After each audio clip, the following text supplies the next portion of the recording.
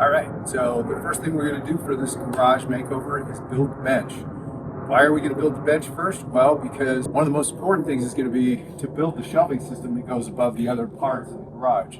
So I wanted to build the bench first. Table saw, miter saw, here we go. First thing I did was we ran over to Lowe's. We picked up the requisite number of 2x4s and 2x6s, a pair of 2x6s that are 8 feet long, and about a dozen 2x4s that are 8 feet long. I think we got 13 is what was in the instructions. But we're gonna go ahead and do that now. One thing I'm gonna do really quick is I'm gonna actually cut all of the wood first. So I'm gonna do that now and then we'll start putting stuff together. You know, it really kind of sucks doing it out here in the alley, but when you get an itty bitty garage, you don't really have much of a choice. Hopefully having this bench will make it a little bit easier. We'll pull out a car and I can do stuff in there, but we'll get to there.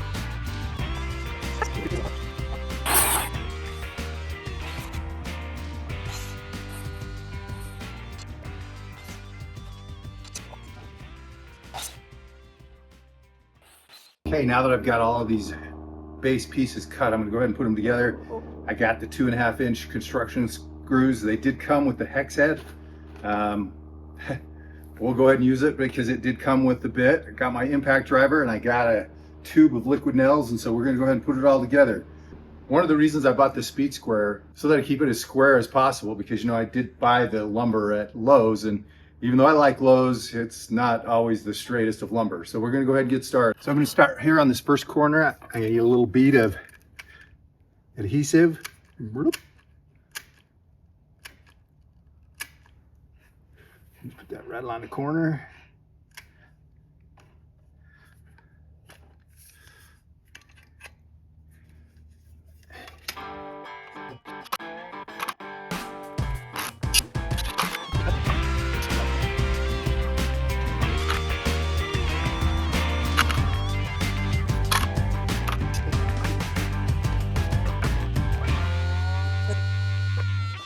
Now I'm really running out of light. I had to cut a spacer that's about 27 3/4 so that I could get the center support exactly where it needed to go. I'll attach that, then I'll go ahead and build the other side. All right, I almost made a serious mistake, and that's that the video from HomePro Hero said to do a 24.5 inch spacer so that you could get it in the middle. But that's not exactly what he said, and I wasn't really listening, so I almost put the upright in the middle because each side is slightly different. That's so it will accommodate the miter saw on one side and the table saw on the other side. So I almost made that mistake. Don't make that mistake if you're doing this. 24.5 inches, and that's where you go ahead and put the center support. And you do the spacer so that it's exactly the same when you build the other support on the other side. All right, now that I've got both base pieces put together, it's time to put in the cross pieces. And what they'll do is they're the 37-inch ones, and they'll fit right in between. And I'll do one at each end and then two in the middle. And then here's that space where we had the 24.5 inches. I'll go ahead and put those in, and then we'll do a little bit on the top, and then I think we'll probably be done.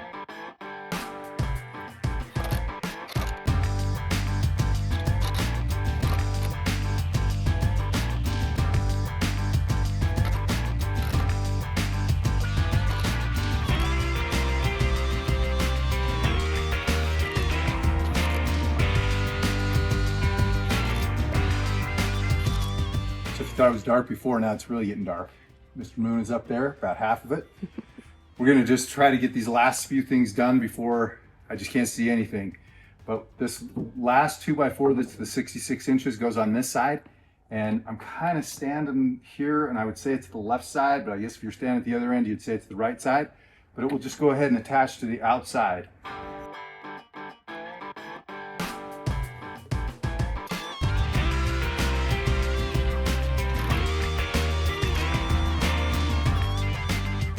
All right, so it's another day, and I'm still not even gonna finish today, but I'm gonna get a little closer.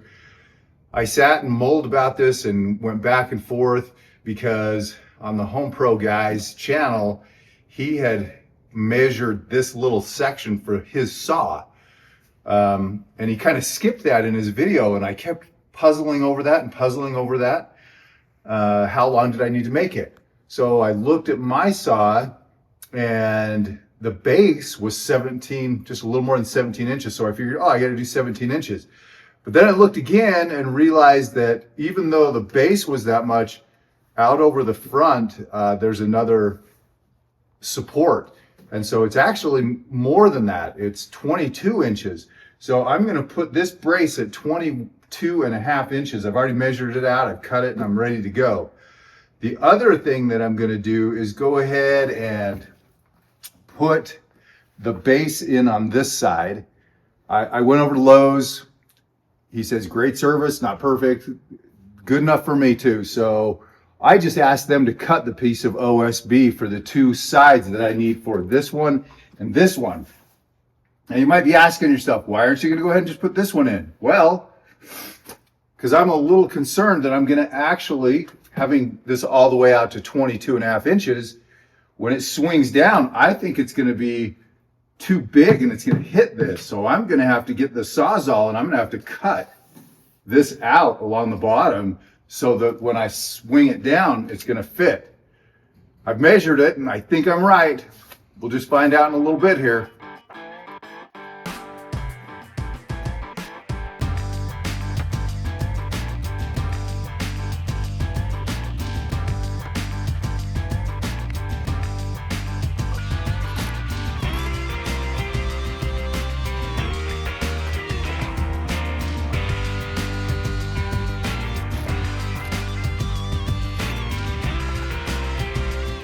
Camera, I built a 2x4 frame to support the miter saw.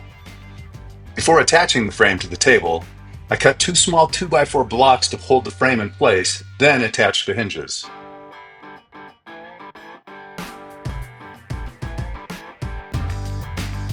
Alright, now with the blocks removed, let's see just how well the frame swings. Fantastic. Also off camera, I went ahead and attached the gate locks about 12 and a quarter inches away from the sides. All right, well, here I am again. Now, if I was a normal person or like the guy in the video and I had an entire Saturday, maybe 6-8 hours, I could probably do this in 6 or 8 hours. I don't have that. It's slip in whatever half hour, hour at a time I can to get this thing done.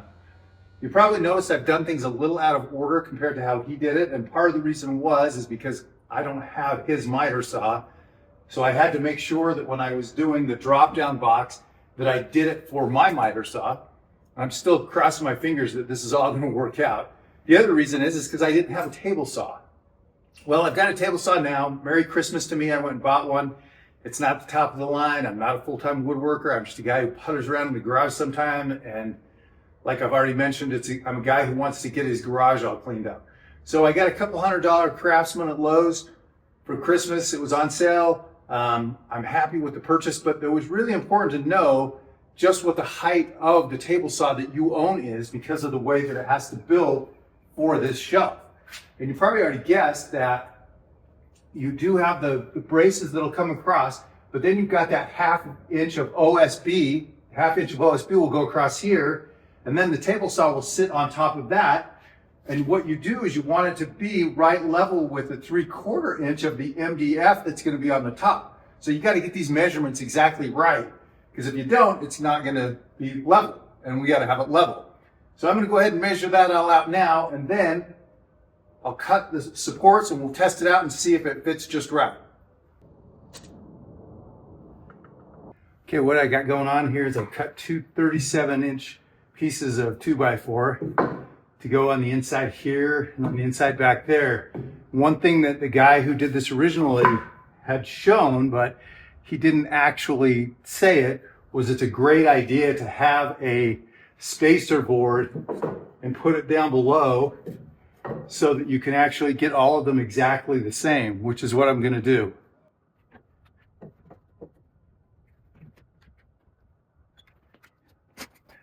So in my case, the spacer board is exactly 12 inches to get that 3/4 of an inch above. So I'm going to go ahead and just put that in place and then attach them.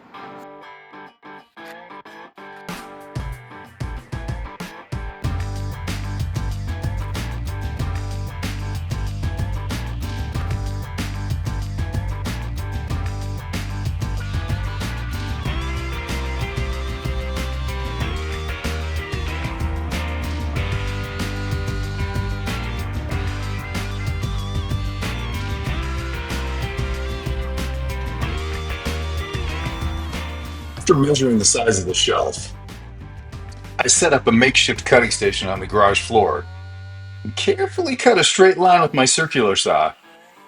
And thankfully, I had another charged battery handy. I took a piece of the scrap OSB and set it across the support so I could do a little test of the table saw height before attaching the final shelf. That included a scrap of the MDF to get it just right.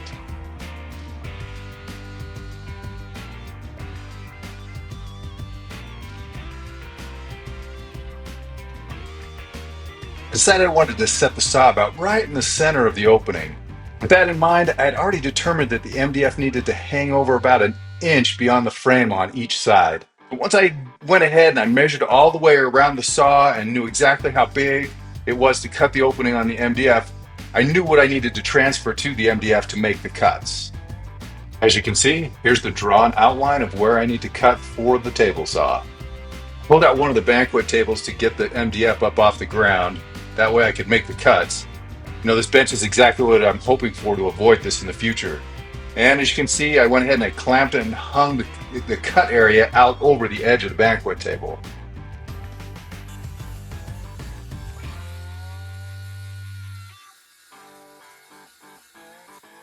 I really had considered buying some kind of track system to make these cuts straight, but I figured if I went slowly enough, I probably could get it just right.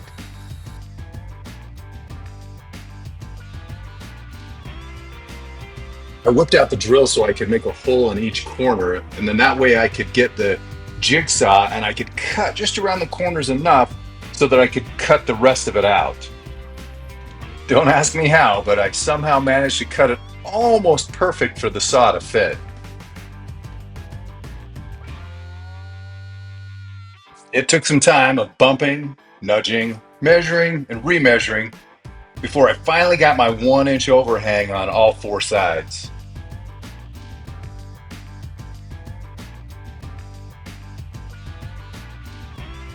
I know this part of the video looks really awkward, but I still needed to cut the tabletop opening for the miter saw. So after clamping the MDF in place, I reached up with the pencil to outline the corners of just where the opening needed to be. I decided that before making the miter saw cut, I'd leave the MDF in place with clamps and attach the top with single screws in each corner. Now with the MDF back on the banquet table, I took the level and made straight lines to the corners to be ready to make the straight cuts just like I did with the opening for the table saw. So I probably didn't cut this one quite as good as I did for the table saw, but it was good enough. So this piece is pretty important because it's going to be that part that sits down in and become the platform where the miter saw will sit and attach to. And no, I wasn't completely lucky because it didn't fit exactly in there. The whole thing about it not being perfectly square and all. So instead of trying to force this piece into the top, I decided I was going to use that for the top piece that would complete the tabletop and use the scrap that I had to cut just enough so I could get it to be down in there to be the platform. And again, not perfect, but good enough. The next challenge was to gently roll the bench on its side and then finally onto its back so I would have enough access to attach the caster wheels.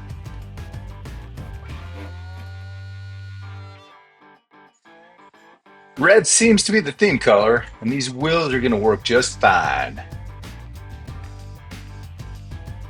I picked up these longer 2.5-inch lag screws to attach the casters. Who knew it would take a half hour to get the stupid stickers off? Finally, with all the stickers removed, it was just a matter of putting 4 screws per wheel in each corner. Now don't ask me why, but I attached them in a star pattern as if I were tightening the lug nuts on a car. Go figure.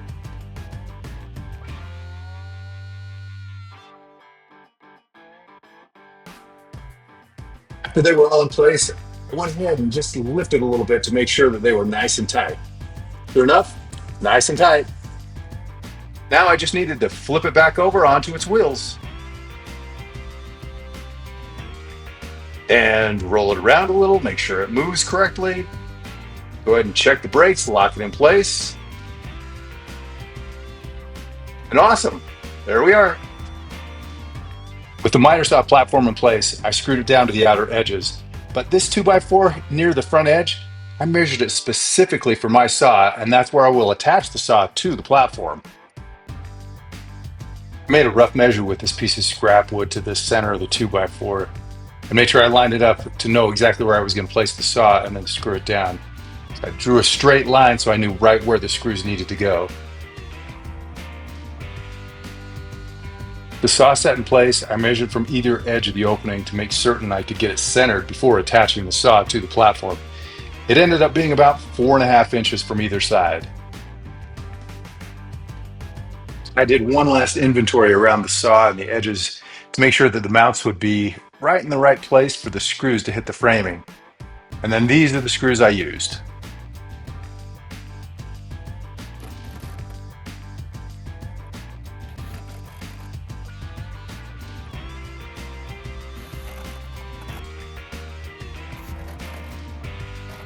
Moment of truth.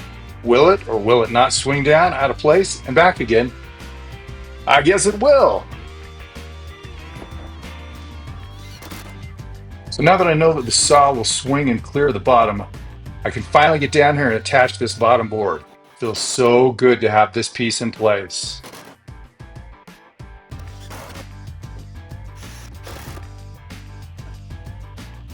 I needed a little hand to put the tabletop back in place.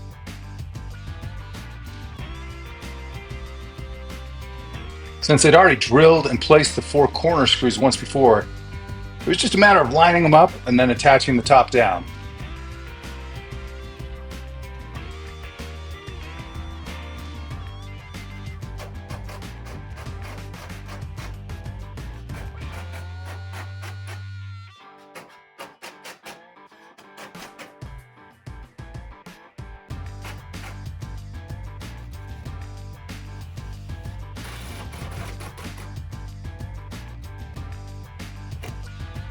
I only included this little segment knowing I had to change it later.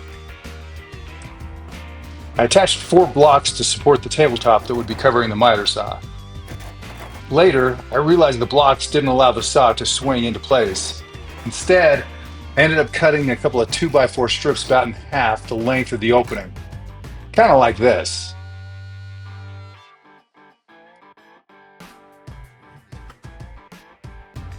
And with that, all I needed to do was make sure that the tabletop filler piece fit in place. And it does. I'm maybe going to just hit the top and the edges and where the screws went in just a little bit with a hand sander just to get it nice and smooth, but after that, I think we're ready to go. Here's a quick look at the final product. I am thrilled with the way it turned out.